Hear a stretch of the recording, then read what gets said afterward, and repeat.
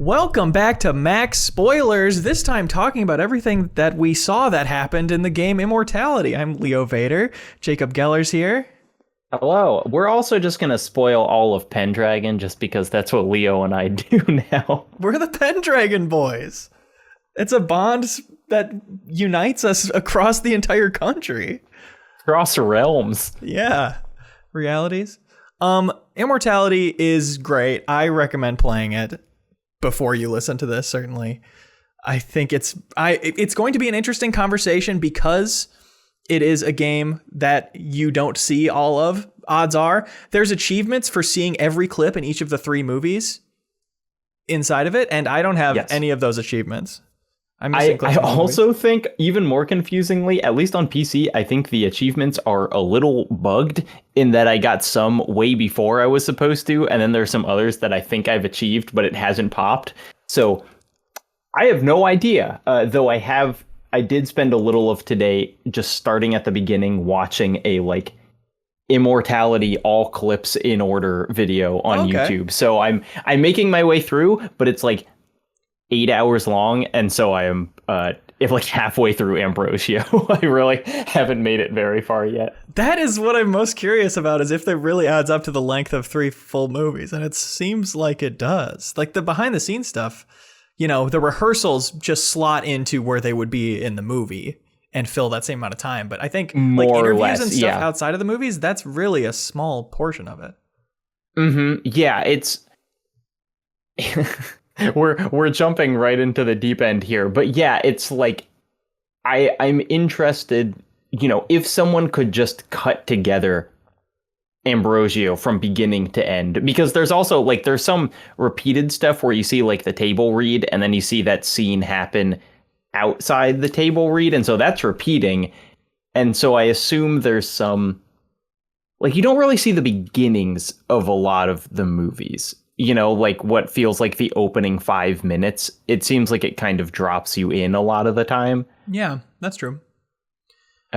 Anyway, should we explain what this game is before we start? I mean, it's a max spoilers thing, but I assume some people might be watching this instead of playing it.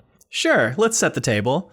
It's an FMV game. These are actual clips of actual people recorded on video cameras, and you're clicking between these different clips. And the way you unearth new clips is by bringing up this little magnifying glass or whatever it is and clicking on this person's face. It'll bring you to a random other clip they're in. Click on a book on a table. It'll bring you to another clip that a book is in. And the way it zooms in and out is really well done and so unique, and really feels like towards the end, as you're struggling and just clicking on random stuff to see is this door handle going to bring me anywhere? Mm-hmm. You're just zooming through all these clips on this specific journey, and makes it really fast and satisfying to get through, even when you're not finding new clips, until at the end of 8 clicks you get one. It's a really so it's not, this is similar to, did you play Her Story? I did. So yeah, so it's kind of Sam Barlow, the lead developer, on his bullshit once again, that he's made kind of a confusing FMV game where you're trying to sort out the story, and Telling Lies was also one. But Her Story was police interviews with a person over, a series of months or whatever. And this one is 3 films. And so you could click on a book in a movie made in the 70s, and then it zooms in and zooms out from a movie made in 2008 or whatever, and there are 3 different ones, and all sorts of rehearsals and finished clips and behind the scenes whatever. And so it's not only do you have 3 movies in 3 different time periods, but you also have different sets and crews and kind of filmmaking styles for all 3 of these different ones that really vary. I adored that. I think we are going to get into review territory just because, this game leaves people excited to talk about it, and I want to say a lot of things I wanted to say. But the fact that those 3 movies in those 3 styles, like you're saying, are so effectively that style, so believably they're shot on film where they're supposed to be. Rehearsals look so much like they're shot on tape like they're supposed to be. And not just the way they look, but the people's voices have like a 70s accent, you know, like the way people sound in old movies. They like intentionally captured that. So often pieces like this don't even try and you don't really care. It doesn't take you out of it. But the attention to that detail. Yeah, there's just that kind of bizarre thing of like, you know, you can tell when you're watching a movie with people pretending to be in the 70s versus watching a movie made in the 70s. It just like it feels different. And there is so much, you know, like I don't know how to describe any of it, but clearly Barlow and the other kind of technical people behind this game know so much about just like cameras and like the audio processing of these and like the kind of like it can't have been shot on film because that just seems like nuts. But they did such a good job faking it. And there is actually this is already kind of off track. There are things that are like CG, quote unquote, like there are words on the clapboard that will actually change if you change the date style. Like you can change it from like the American style of dates to like European, and it will actually change on the clapboard. So there's actually some like invisible effects work going on, and I don't know how many other scenes that's also true, but like it's one of those kind of perfect invisible effects where you would never even think of it being CG. No, I definitely didn't. God, we could begin anywhere, as you do in the game. You right? Yes, you literally start anywhere in this story based on where you randomly click. My introduction was, you know, it starts at that interview with Marissa, right? In the 70s doing promotion for Ambrosio? Or was that not the start? Yes, I think that's generally where I started as well. I clicked on the microphone and it took me to an in-universe like set of a Tonight Show on the third movie, Two of Everything. Mm-hmm. And that is such a big jump in itself. Right. And I don't know about you, but for the first bit of it, I was really confused about like, you know, there are several scenes with like violence and sexual assault and whatever in these various movies. And I kept thinking, is this actually happening? You know, or is this? And then it turned out, you know, it's like it is almost all part of a rehearsal for something. But when it just throws you into the middle of these clips where like, you know, there's this guy who's like really horribly pressuring a woman to like stay the night with him or whatever. And I hadn't quite like clocked like, okay, these are all going to be clips from a movie. I was just like, are we seeing like horrible things happen behind the scenes here? Yeah. But as it turns out, it's like there are definitely bad things that happen behind the scenes, but most of it are not filmed, and you just have to like kind of intuit what's happened by the way they talk about them. But it's like everything you see makes sense that it was recorded. You know, there's nothing that you think, why is someone filming here? Like they all make sense in universe as clips of film that would exist. Yeah, even stuff pre-production for the movies of we're doing a location scouting for this, or we're just tooling around in the studio. It's part of it again, effectively feeling like the style it's supposed to be. It being so handheld really sells. Yeah, that it is a real thing that happened. That someone really called it. One of the impressive things about this, as I don't know about you, but I've like talked to everyone in my life who's played this. I've just been like, what happened with yours? This has been my first chance to talk to someone about it. Oh, well, something that I have been really kind of shocked by is I assumed there was a little kind of invisible guidance going on where like people would get generally the same first couple clips or whatever. But it really does not, I don't think. Like, it really seems like it will just send you anywhere at any time. And there's no kind of, like, on-ramp into experiencing it. It just kind of throws you into the deep end, and everyone experiences it in like a completely different order. Yeah, I love that. And it is interesting because, yeah, it felt like some of the scariest clips I was getting at the end in a climactic time to get them. Mm-hmm. Scariest / most important. But it also does seem to be because if and when we want to get to the rewinding part, right, it feels like you get different stuff, more stuff for rewinding later on. Right? I couldn't have rewound on those clips right away and gotten the secret stuff. I think you can. Because but the TV interview one, where it switches into the interview with the one, which will explain all this in better detail. That I was like, how could they have it so you can accidentally get that right away? Because it's just so much information about this character you've not even been teased about. Yeah, yet. I mean, I think it's just there are like a couple different kinds of rewinding, and that TV one specifically is one of the ones where it's like really layered, where it's like not only can you rewind to get the clip, you can rewind within that clip to get more, etc. And so it's like, forward. I do think that you just need the mechanic. Like you need to understand how it works. I had so I had kind of a friend told me you should play this on controller because, you know, the mechanical spoiler, like the controller vibrates every time there is a hidden clip. And he didn't tell me that, but with him telling me, I was like, okay, there's something to do with the vibration. And I figured it out pretty quickly, probably within the first 20 minutes that you could rewind on these things. But it still took me like 7 hours to beat the game. Like, knowing that early on did not actually speed up my playthrough at all. Right. And yeah, if that sounds interesting to you and this is your last chance before we go full spoilers. We've spoiled a lot, but this is about to go off.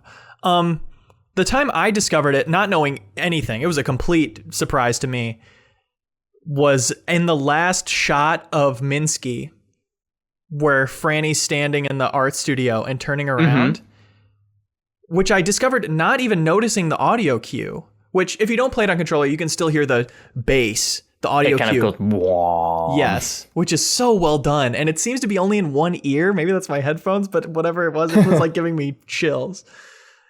And yeah, I was like going back and forward really fast, like trying to catch it because it starts to overlay these two dead people over where the masks are on either side of her. Right. People with blood coming down, which you can't see their faces at all. But I assume that to be John and Carl. Oh, no, I think you can see their faces. Maybe, but also the other thing, I think later in the game, when you're rewinding, you can see stuff clearer than when you rewind and see it early on. Because that's bizarre. This is one of the things about this game, is it is so purposefully inscrutable that it is almost impossible to talk about because it's like... I feel like it works this way. It refuses to tell you how it works. Like, I really, really don't know. I'm going to look up because I absolutely remember seeing their faces at the end of Minsky. But, gosh, it's so... that was one of the earliest ones that I found as well. I think I found a black and white one before that because there are kind of that one was a black and white one for me. Wait, I think the one where she's standing in the here, I'm gonna send you a picture of the scene that I think you're talking about, but you tell me if I'm right or not. Okay, I'll have to pull it up on my phone. I could have sworn it was, but also at that point, yes, no, this is like, it snaps is what you're talking about, right? Mm-hmm. It snaps to them. I never saw that. When I saw it, it was just the black and white fade in, like half opacity over. I bet if I went back now, I would see this, but I didn't see that. Because there are, what's weird is there are two different types of rewinds that you have to do to see the hidden clips. One of which, to see the black and white ones, is like holding backwards on the frame by frame. But then the other type is kind of going backwards at like playing them backwards at like exactly the speed in reverse. And so some of like they're the clips where the one is like I awoke into chaos or whatever, and she's wearing the kind of like slinky robe and talking right to camera. It's like they're those black and white ones, and you get those in a slightly different control method than getting the ones where she like steps into the movie scenes, I think. But she talks to you in both? Generally, though, I feel like the ones where she replaces Marissa in the movie scenes, she does less address to camera. I played on keyboard, and I only ever played backwards at regular speed to get the fade in and the snaps. Okay, well then, yeah, I don't know. Maybe it's slightly different on controller or whatever. But this is welcome to Immortality, an incredibly hard game to talk about. So yes. So when you rewind, there is this thing where the controller vibrates and the audio goes wah, and you can rewind, and often what you get is exactly the same scene happening, but instead of the kind of outward main character of the game, Marissa Marcel, who's this, kind of young woman who's the lead in all these different movies, you get this kind of like, I use female pronouns, but like it really does feel like the one is just kind of like, who knows, kind of beyond gender. Yeah. But you get this woman who has like slicked back blonde hair and is very severe looking, and her scenes are often kind of weird and frightening, where like it's the same scene as the movie was doing, except it's way more violent, and she like stabs one of the actors, or she like yells at the camera, or she kind of addresses you, the viewer, in a kind of chilling way, and and says things that are incredibly cryptic, that as you play the game you kind of start to piece together like what her deal is and like why she's showing up in these scenes. Yeah, I feel like I'll remember the first time she addressed me for the rest of my life. I feel like the glimpses you get of her, she's a really effective, really effective, scary face. Like just something unsettling about it with the hair. I mean, one of my, this is maybe getting into my overall take of the game, but one of my favorite things about this game is that it starts and she is scary. And then at some point through the game, and I actually kind of know the point, it's like she stopped being scary to me. Like she transitioned from a horrifying character to like a kind of tragic one, where eventually I was like, even when she was kind of staring at the camera in a creepy way, I was not like spooked out. I was kind of emotionally affected. I totally agree. And it was a really powerful transition for me because it kind of happened before you even find the story reasons for that. Yes. Here's basically what my experience. I started this game in the evening at night, the canon time to play it. And it was a couple hours. I saw a couple, fade ins reversing, like something else is going on here. The reversing thing seems really cool. I tucked my sweetheart into bed. I said, I'm playing this game. It's a little spooky. Wish me luck. I went in, only one awake in the house, dead of night. And like 2 clips later, the first time she snapped and replaced Marissa in a scene was the one that's on the cliff top where she walks out from behind the tree. Mm-hmm. And so that was the first time she'd addressed me, and I was not prepared for it. And then it ends with her walking right up towards the camera, which is so specifically right. And it's something that also, terrifies me. It's like that thing where they're on on the set like a painted backdrop, so it looks like a cliff, but it's actually just like a little bit of stage and then a matte painting. And so it looks like she walks off the cliff like in air up to where you're standing in this completely bizarre. It's like, okay, on some level I know that this is just like how matte paintings work, but it also looks like she has superpowers somehow, even though that she's like walking off the cliff. And hearing that pitched, I wouldn't know if it was goofy or not, just wandering up the green screen or whatever. But it completely worked in that moment as terrifying. And that being the first time she addressed me, it culminating in that felt like such the canon first experience of seeing her to me, which is like the magic of this whole format. I think one of my first, I think I actually had some of the black and white clips first, which are not quite as like exciting, but I had the rehearsals for Two of Everything where the gross billionaire guy is kind of assaulting her and then it snaps and she like kills him. Where she like beats him to death with a microphone or whatever. And it was so like, I was still in the kind of like, is this just like part of the movie? Like, is Marissa okay with what's happening here? And then it goes into this figure who kind of appears to be Marissa's id, who is like doing the things that she can't or whatever. And just this like incredibly violent, like you don't see her beating him, but like blood sprays up on her face, and I was just like, what is going on? Yeah. And then you found out what was going on, right? Yeah, perfect. I am 100%. The crystal clear. That interview, I watched that interview a couple times, the interview with the one that is from that first clip. You're going back and forth, and then eventually the other even shows up. And there's so much illuminating in there where she's talking about how she can be killed, how long she's been around.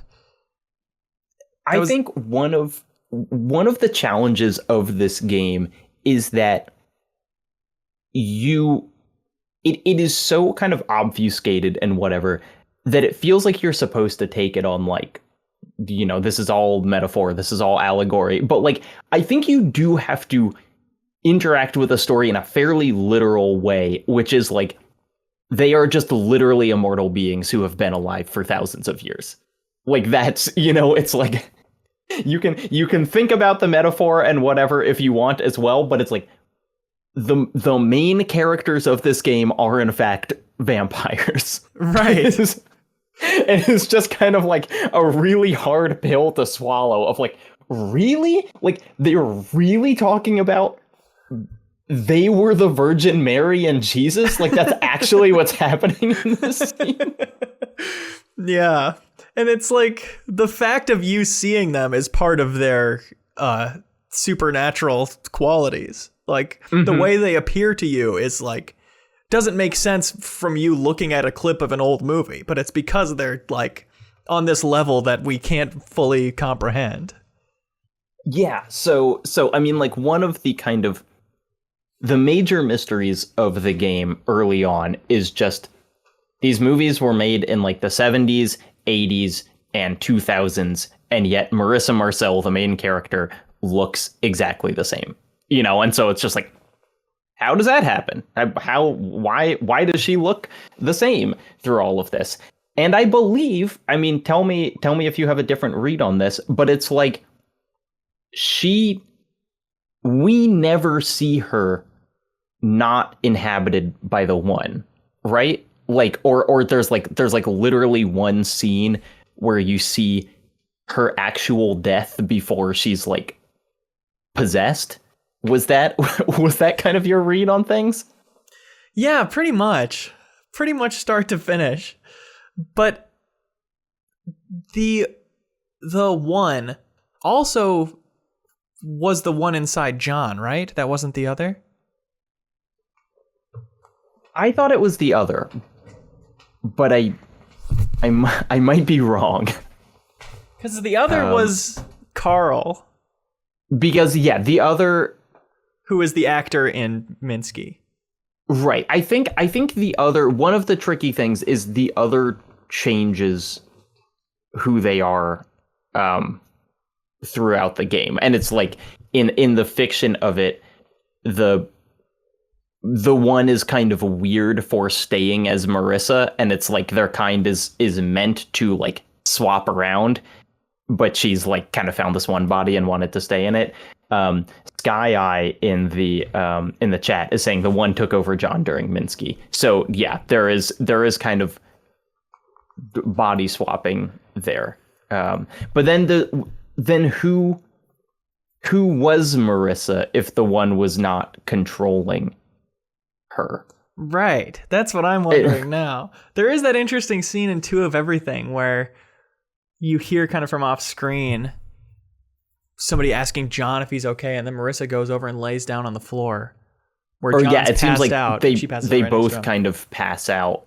There's a lot of stuff. By the time you get to Two of Everything, it's clear that at least the one, and probably the other as well, are kind of like their bodies are getting messed up. That the one particularly, I think, has been Marissa for too long or something, but like she's having nosebleeds and eventually starts bleeding like literally just like out of her head, like her forehead starts bleeding. Yeah.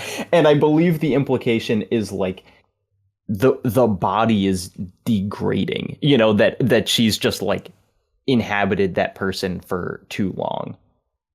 Yeah, that certainly makes sense.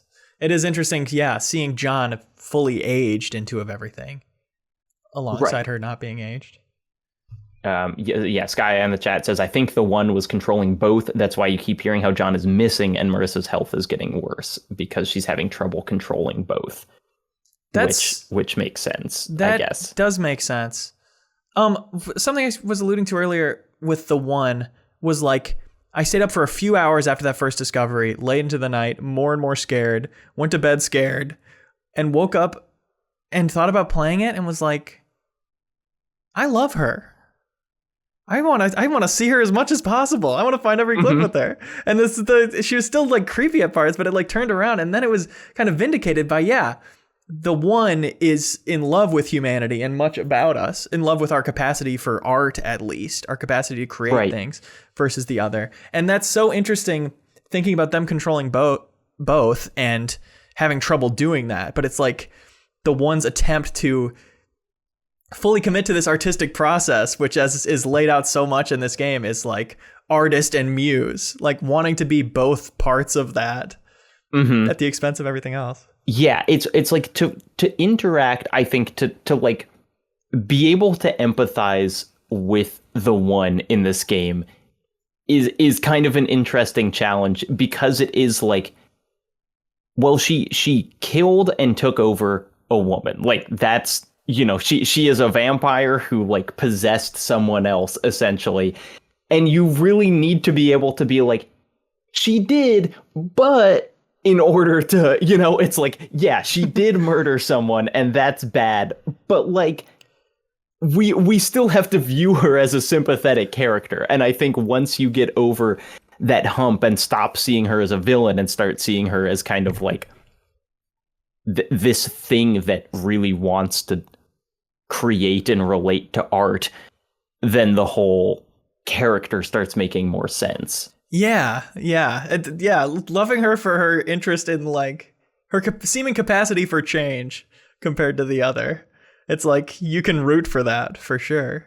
Yeah. So let's talk about the other, because I feel like I have more kind of questions there and that I don't quite understand. So it's like the other is another one who looks kind of like the one, is kind of like a masculine figure who has hair slicked back and they show up in the same scenes, and he seems villainous, I guess, or kind of like, you know, in like a vampire story, he would be the one that's like, come on, this is how it is, vampires have always killed humans, and the one is like, but what if they could change, you know? Like, he seems kind of more like a traditionalist, and she's like pushing against what they are as a species, maybe. Right.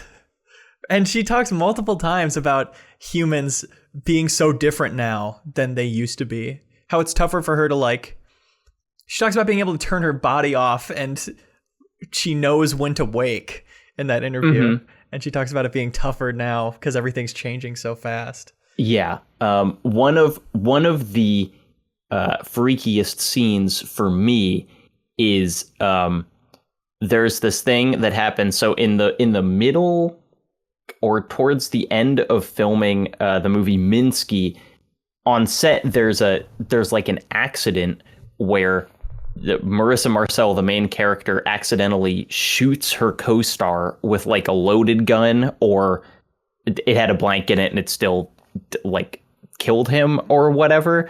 But then when you shift into the hidden version of that scene, it's the one killing the other intentionally, it seems. And then there are progressively more hidden scenes within that hidden scene where it like you see her kill him, and then it zooms in on his eye, and then it zooms in on his eye again, and then it zooms out. And this is so hard to, I mean, I can't even imagine what you're picturing if you haven't played the game, but like it zooms out and it is one of the co-stars of Two of Everything sitting in a theater watching the eye film that you just saw. And then she turns to directly face the camera and is like, yeah, I came back after a while, in like a weird dubbed voice. And so it's this kind of, you know, we learned that kind of the only way to actually kill one of the ones is to burn them. And so you kind of see this like metamorphosis of like, okay, they died, but not in a permanent way. And so eventually the other comes back as this co-star of the next movie. Yeah, who I assume got to that position. This is Amy, right? Yes, I think the one with kind of long dark hair. Yes, who seems to be dating John, future John. Yeah. And I assume that's how she got in the picture, and that's how she tries to stay in the one's life, I'm guessing. Yeah. I feel like a lot of it, obviously, there's an interesting piece from Sam Barlow before this game came out about like why he's making a horror game that I read recently. And he talks about how much is told in your head between the scenes in the type of games that he makes. And it's hard to know where those spots are and where it's like, oh, I just missed a clip that's actually exactly explains this. Yeah. So, okay. So here, I'll say my like turning point on the one where I was just like, this is no longer a horror game. I am fully kind of in on them. And probably my favorite scene in any game of the year. Like I told Ben, I was like, this game has something that I'm going to be arguing for as moment of the year. Yes, wondering about this. Is just the scene where at the end of the movie Two of Everything, you see the main character kind of in like clearly like a coffee shop or something doing an acoustic version of her song Two of Everything, which she had previously sang as like a pop star. And so it's just kind of a cute like, oh, she's doing a little acoustic cover of her song because now she's doing her music for her. But the hidden scene in that scene is this like 6-minute single take of the one singing Candy said. It's very confusing to even explain. It's a cover of the song Candy Says by the musical artist Anne Honey, and the one is lip syncing, like very obviously not singing, but lip syncing to that cover of the song. And in the middle of it, just like is like weeping and kind of like seems like she gets to a point in the lyrics where she can't even like keep singing and the lyrics just keep going and she's like crying and eventually kind of goes off camera and doesn't come back. But it's just like, it is the most moving thing. And when I got to that point in the story, I didn't even know like why. Like I didn't know anything about the one, but it was just like one of those performances that is so singularly like emotionally powerful that it was like, I don't even need to know the context of this. I'm just like on this person's side now. Yes, that's a beautiful type of performance. And I feel like the one is like all that performance. The one is an incredible work. Yeah, I mean, I hope it's nominated for something. The acting throughout the game, I think, is one of the most impressive things about this in general, is like the level of production of just like the actors are so good. Like they really never seem like they are doing a video game acting job, you know? No. But even the PAs, you buy amongst, it. You're like, they know every level of this production they're on. Yeah, even amongst them, the actor for the one stands out as just kind of like this unbelievable tightrope of like sympathetic and yet scary at the same time. I totally agree. I'm realizing during this conversation, I never saw that scene. What I did was I played it backwards, and I saw the black and white fade in over the song. Uh-huh. So just a black and white, you can kind of tell that it's the one also singing. But I never got any audio out of that. Right. So I think there may be a whole category of hidden scenes. That's what I'm realizing. That you didn't see, which there aren't many of them. The pop-in, like the snap-in ones are more important. But there are these black and white ones that are in fact full scenes, but you access them in a slightly different way. That is nuts, because I was already so impressed by how much there is in this game. But the fact that there's about twice as many scenes as I saw. Yeah, so there's more about those, have more of kind of I think you'll be surprised at how literal they are, in that it's kind of the one talking about her history of like, you know, I woke up in France and I saw this girl, and then I like, you know, gave myself to these directors to try to make art and whatever. Like it's fairly like, here are just the things that happened. But there's still also, that's the one where she says, we tried to give them the greatest story ever. And I spent 3 days in a cave, and then I came out. So it's like, oh, you were Jesus. Like you were literally Jesus Christ. and in that interview I keep talking about, it's like one of the last questions is like, so you were Jesus, or you were crucified, or whatever. And the other takes it, and he's just like, a story. Yeah. He's just like, so fitting of his character to be that annoyed with all of art and humanity's efforts to be like, yeah, the crucifixion of Jesus is like, she's just dicking around. Right. That was annoying of her to have done that. One of the conflicts between the characters seems to be that the one really wants to believe in the artistic capability of humanity, and the other maybe did at some point, but is just over it at this point. You know, like they just don't care as much anymore. And then the kind of, we almost haven't talked at all about like Marissa Marcel's story. Yeah. Like the actress, but I think like her consistently getting saddled with these like kind of misogynist, you know, like environments and kind of like things that seem to suck the art out of the film is in a way kind of beating her character down, of being like, haha, you thought you could create great art for humanity? Well, guess what? The people making this art suck. You know, they're Alfred Hitchcock and they're whoever. And so like, you do your best, but they're still just going to kind of objectify you.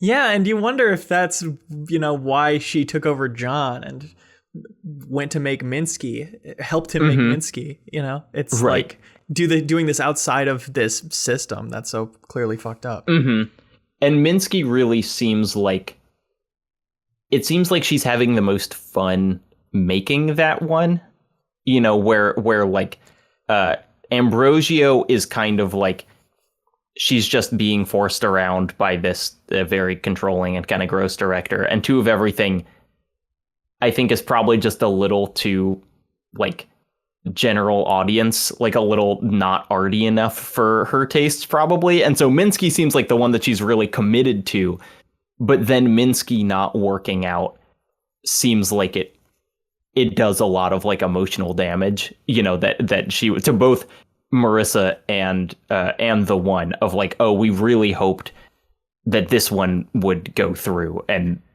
then it also doesn't. Yeah, you're so right, because she's in all of those pre-production videos on the location shoots and everything. She's so involved in the build up to it. Do you want to talk about, I guess, like actually playing through the game?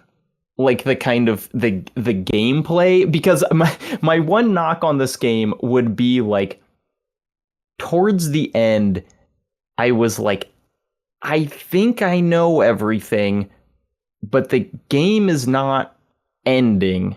And it's like that weird task that these games have of like, they have to guess when you have an understanding of things, but like that is not a quantifiable question. Yeah. And so you're just kind of like clicking around to find more clips until like you get the right one. How did you resolve that? Did you eventually do you remember the last clip you got even? Oh yeah, I mean the last story relevant one that I got was the one of Marissa being burned in two of everything. That's a good last one. I got that one pretty early. Very intense. Yeah. I got that one from clicking on a light. I clicked on like a stage light and it took me to that one like and halfway through my playtime. Yeah. I luckily wasn't stuck too long at the end. I mean, it's bizarre to me that I could even finish it having never figured out that mechanic I never figured out. But I was like, felt like even though I wasn't getting substantial stuff, I was getting new stuff. And then I got the one where they're collapsed together on the ground in two of everything, which you reverse and it snaps to the one walking away into the darkness around the corner into the kitchen. And that was a pretty good last one for the clips to start fading away. Yeah. So my guess is that the way the game decides to finish is there are just like important scenes. And if you get enough important scenes, it's just like, you did it. You know, you checked like 10 out of the 15 check boxes or whatever. So now we're going to show you the ending. But it's kind of shocking how there is no order to get those things, nor could you even control it really if you wanted to. You know, like one of the weird things is like, other than deciding like, okay, I'm going to click on this person to see all of their scenes, it's really pretty random how you move around did you have strategies when you were exploring? I wouldn't say too much strategies besides trying to find stuff I hadn't clicked on before and stuff that was in different categories. You know, so many things you click on this game are just like, that's a piece of art. It brings you to another piece of art, which could be a sculpture to a radio or whatever. Yeah. But I think there might, again, to fan theorize about how the game works, I feel like you can't just click on Marissa's face for the first 300 clips and just get every clip she's in. I feel like there's got to be some secret walls there. Yeah, and it's so confusing how just like sometimes, you know, it was like the 150th time I clicked on Marissa's face, it took me to a clip I had already seen, and then the 151st time I clicked on Marissa's face, it took me to a clip I hadn't seen, and I don't know how it decides like which one of those things to do. I know, because it's like you want to see new clips, obviously. You don't want to be stuck seeing clips you've seen before, but it's like it would be so easy if it never gave you repeats. It's such a tough line to write. I think one of the things that, you know, we as kind of people who talk about video games struggle with is like, it is kind of antagonistic to how I usually think of completing a video game. You know, like even those achievements seem kind of at odds with the goal of the game, because I don't really think the game wants you to just obsessively hunt through until you find every single thing. Like, it feels more like the goal is figure out what what you think the story is, kind of like get to a point where you are satisfied with it, and then maybe talk to other people who played it, but not, like, it doesn't seem like it's designed to be 100% completed. Absolutely. And I love this game design so much, it brings a tear to my eye. I just think it's so cool and ambitious, and just like, I just appreciate the trust, It's like the player will dig into this and find what's to love in it, or they won't, and that's not fully our problem. And it would be definitely antithetical to that incredibly open design for them to be like, but we have an ending we really want you to get, or we want you to specifically understand these specific things about the story. Yeah, it's like, click on 12 apples and then you'll get the good ending. Yeah, exactly. Yeah, although those achievements were a fun little diversion of like, you clicked on all the PAs. Text is very funny, where it's like achievement unlocked, click on 12 apples, and then like in all caps as like the achievement description, it's like, I try to kill them all but they keep coming. And it's like, what is going on? Yeah, God, I love the idea of the one sitting down and writing all the achievement texts for this game. Do you think, here's a bizarre thing that it's like impossible to quantify, but it was a thought that crossed my mind. Do you think this is maybe the most mature video game ever made? Not just in the fact that it has multiple graphic sex scenes, but also that it is just like asking far more critical like reasoning and understanding from players than almost any other game I can think of. Yeah, I mean, I think by that definition, very few games again trust you that much. It's like, it's hard to compare for sure. You can't automatically get something out of it. You can't just click through and without thinking about it get your money's worth. Yeah, it's such a unique thing. I'm trying to remember the first nudity scene I saw. I think I saw like one of the clips. And this is another one where you maybe didn't see, but they're in some of those black and white clips. The one is wearing a kind of shawl that is pretty transparent, and I was like, oh, interesting. And then you like later get onto just like a full-on sex scene, and it was like, oh my gosh. It's one of those things of like, they can put this in a game? They're allowed to do that? Yeah, right. That must have been a new experience for the folks at ESRB also. There were a couple. I think Ben talked about briefly thinking about streaming this on Twitch, and like the official Xbox channel also streamed it on Twitch, and I was like, I don't know how you're planning to do that.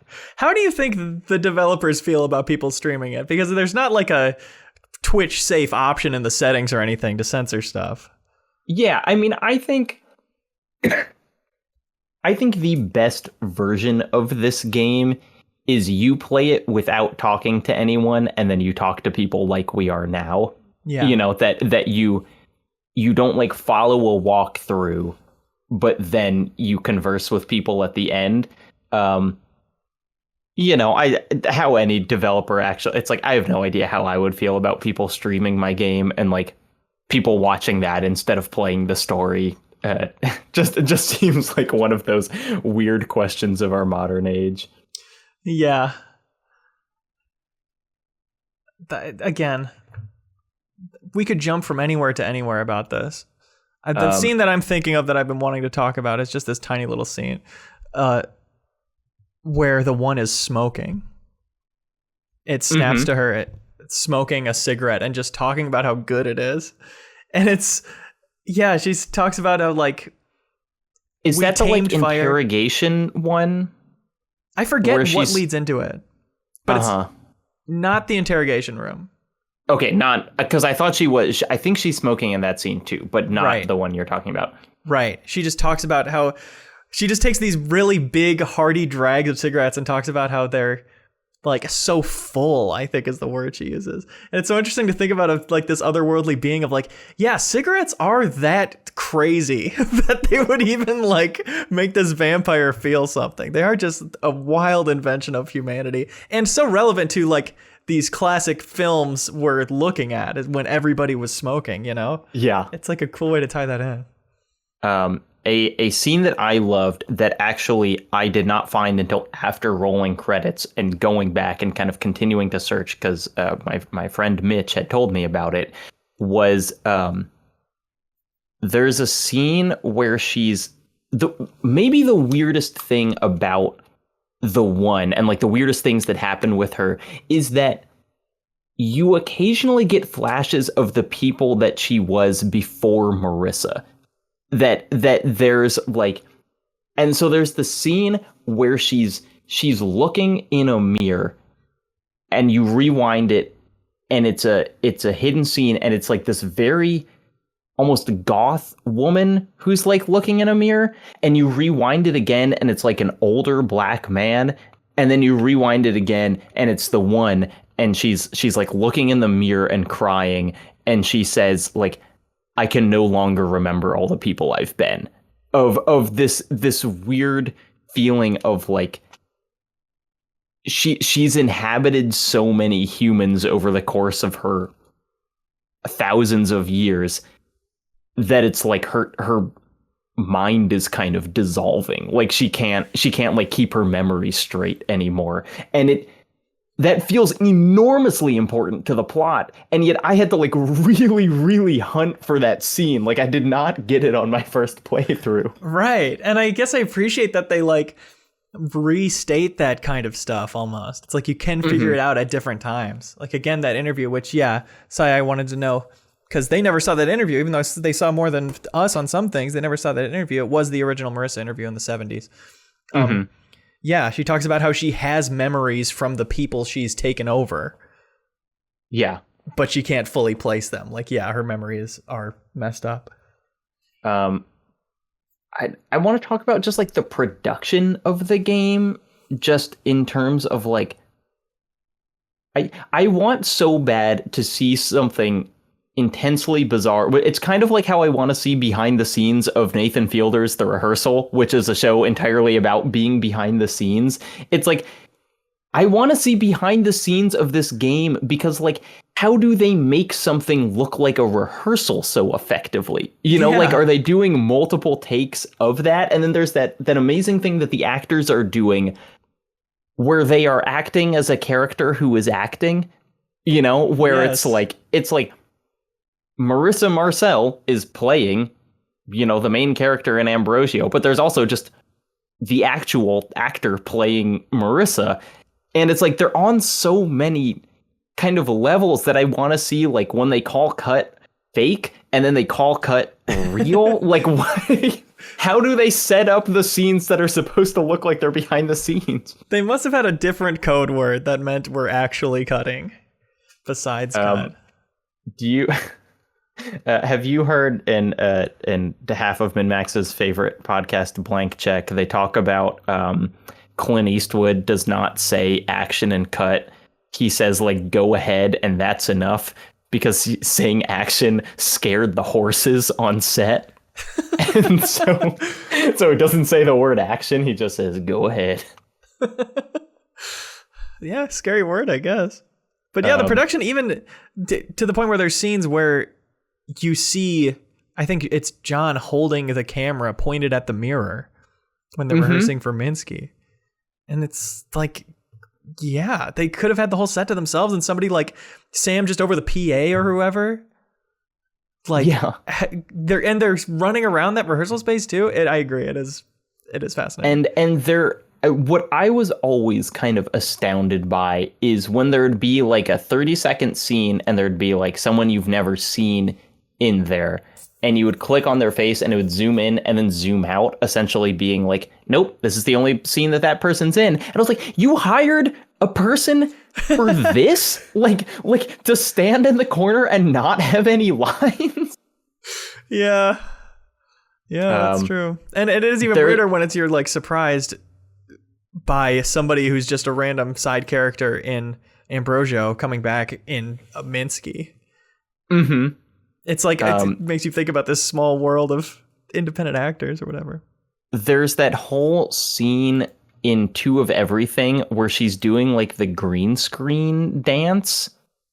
You know, did you, when she's in like the motion capture suit, and it's like, you just set up a motion capture rig like for this one scene, you know, that it's like ultimately not that important to the plot or whatever. And also having like the actor like learns a whole dance for this scene or whatever. Like, it really seems like it would be the same lift as just making 3 movies in real life, you know, in terms of like the amount of effort that went in. Right. And it's such a smart decision that works narratively as well as for the budget to have those rehearsal scenes fill in some of the gaps of the movie, some stuff that's not repeated. Yeah. It's so smart to like minimize how many sets they have to build that way. It doesn't make it no effort at all, but it is like a really smart way to keep it somewhat reasonable and still get the full movie in there. Though occasionally, there's like a scene in Ambrosio where they're in the graveyard and there's like a big matte painting behind them of like all the stuff. And it's like, again, it's like, this is one scene. This is like to the production level that you would expect from this movie. And you don't even get to see the movie, and the matte painting is in it for one scene. Yeah. It blows my mind. Just the kind of Excel sheets that they must have had to keep track of filming everything. And then how behind the scenes they made the match cut thing actually work. Like, I don't know if they had an algorithm to do that, or if they like by hand or just like, this is every scene with a key in it, so when you click on a key it could go to one of these 5 scenes. I have no idea. Yeah, that's possible. Yeah, I don't know how they stream that much high quality video that fast anyway. Like, there's a lot of video in this game, and yeah, like you're saying, being able to go between any of it at any point, even from the menu, you know, they couldn't be predicting that. Yeah, there's some good compression going on. I mean, it's like the fact that I recently downloaded Gears of War 4, which is like 130 gigabytes. And I think most of that is like high res rendered cutscenes. You know, like that's kind of what takes up the space. And it's like, this is 8 hours of rendered cutscenes. And yet somehow it's like, you know, 20 gigabytes. It's not that big. Yeah. How did it end for you? Like, how did you feel about the resolution of it? It's a classic horror thing to have it be kind of the other seems to kill the one for good. To have like what seems to be the bad win out at the end is a kind of a classic horror thing. Yeah, though I mean my take on it is that it, again, in my kind of like, this is the secret of this game is that it is not a horror game. Like, it's consensual, I think. Like, the one wants to die, I believe. I think ultimately what she's kind of saying is like, I am the last lines of the game where it's like, so when you end the game, all of the monitors of the different screens like turn into the one's face in this very kind of chilling way or whatever. And she says like, I am a part of you now. And I think the kind of thing to read into that is she is saying like, I'm no longer trying to directly make art. I have literally self-immolated and now kind of my art lives on in you. In the kind of like, you have these memories and you're going to take them on with you. And so it's that kind of perfect horror, not horror line where she says like, I'm a part of you now. And it's like, well, that's terrifying if you think of her as kind of a villain, because it's like, I'm invading your brain. Or it's kind of, you know, almost heartwarming in that like, she's like, you're going to do the work of like continuing this art now. Yeah, you don't have to make these mistakes that I made.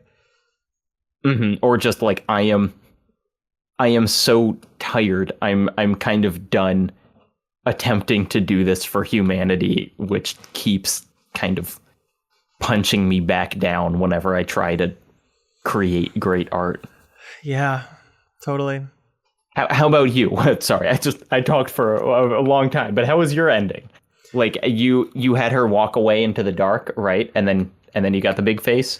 Yeah, I got the big face, which again, iconic performance. Her staring into the screen, gradually crying more and more, was like you're talking about, an absorbing performance with her. Absolutely was just locked in. Mm-hmm. But it really is my favorite kind of story for this reason, that we're still talking about it and could talk about it for years and still pick apart different little details of it. And certainly knowing that I missed so much, you can press continue on that main screen. As much as you can keep going. I think there are something I realized very late that I don't know if it will help you, because I don't know if it shows the black and white scenes or not, but there is like a faint glimmer to scenes that have a hidden scene that you haven't watched yet. Like if you look on the actual like list of scenes itself, you can see a very faint outline around one that like you haven't watched the hidden scenes yet, which I did not find until very late in the game, but is, I think, a thing. That's great to know. I had been mousing around listening for that sound, because I could hear that sound a little bit when you select different ones. And I like that it does have those subtle indicators, and there's never talking about a mature game, never a tutorial for any of that. You either figure it out or you don't. Figure it out or you don't. Which I love.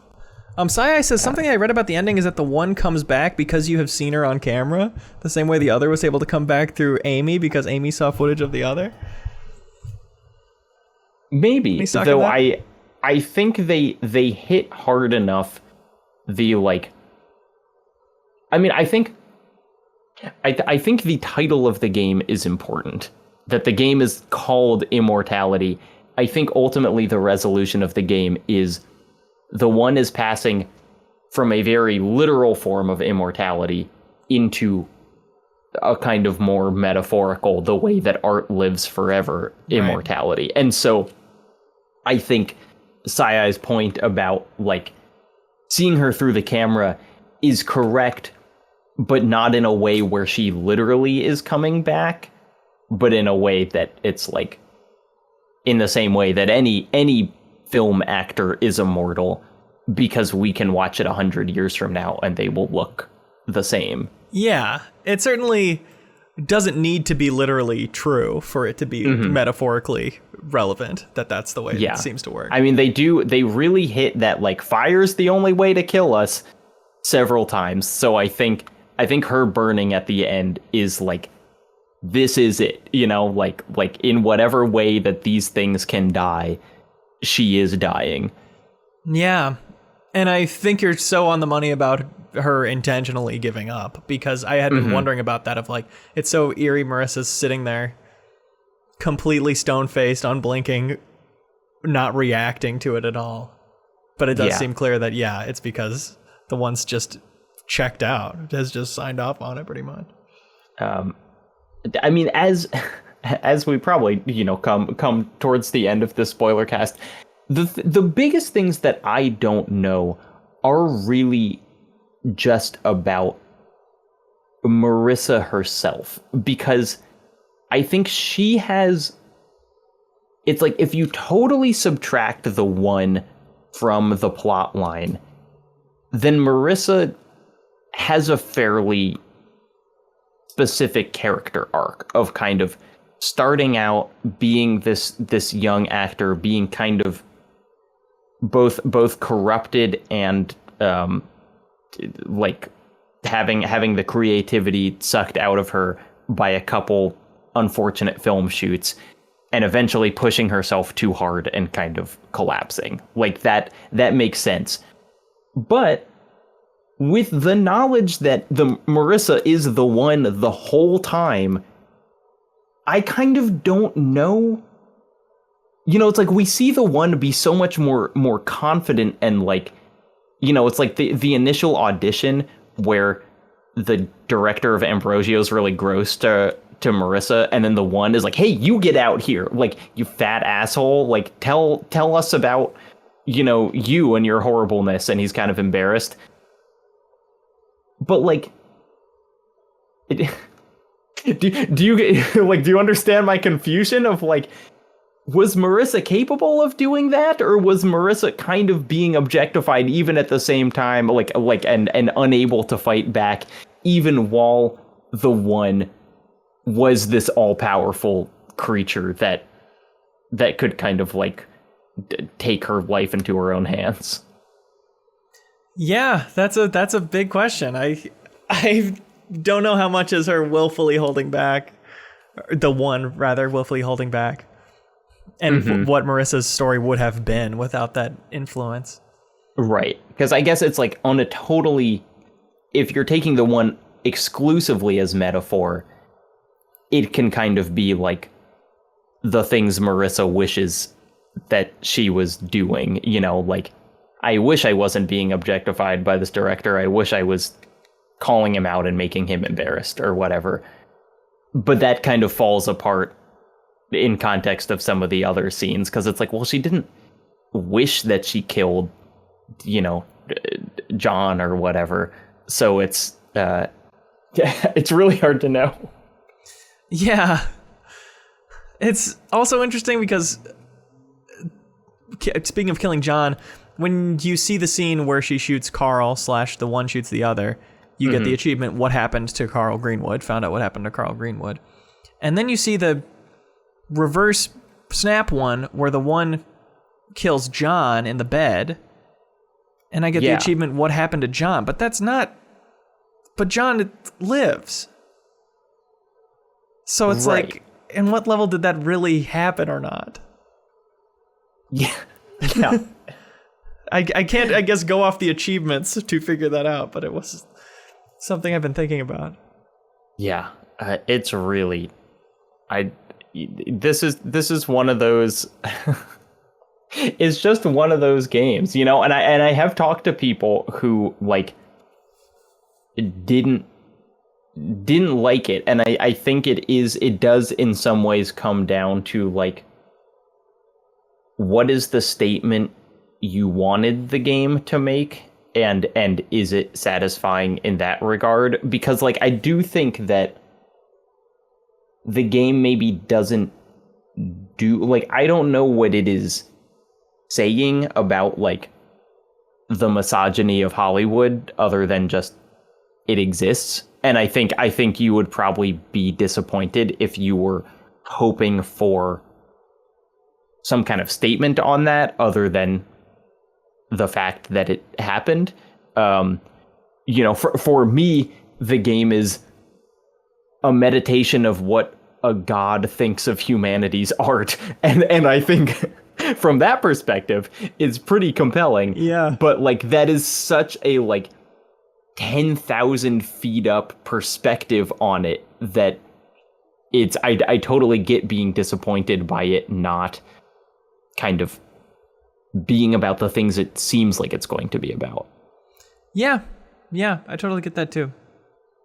The last thing I really wanted to say is how interesting Two of Everything was as a movie. It was like the one I saw the least of until kind of the back third, and I filled in a lot of the gaps with it. And yeah, it being more of a general public type of movie, Two of Everything, and it being they look the same and so they swap lives or whatever. That's such a cheesy family premise. And also the plot of her story. You know, that her story is also a game about identical twins. Yeah, that is interesting. But it was fun, like, uncovering more and more of that and more of the story at large and seeing how Two of Everything is like a pretty grand statement about what's going on, about the secret inner demons that these people have. Right, that it is in some ways so literal about the story of the game of being like, yeah, there are two of them and they look the same, but they act different. And then one of them is killed in kind of the same way that the one is killed, drowned instead of burned, but similar. Yeah, it's weird. And then also the acting in Two of Everything, how Marissa seems so kind of frustrated with herself that there are so many scenes where she is running the same take over and over again because it feels like she isn't satisfied with what she's doing. Like there's that scene at the desk where she's just visiting a friend, and she just repeats that over and over in this kind of actorly way of I'm looking for something with this take and I can't find it. Yeah, the final sarcastic helping a friend at the end. Yeah. Last notes you wanted to talk about here?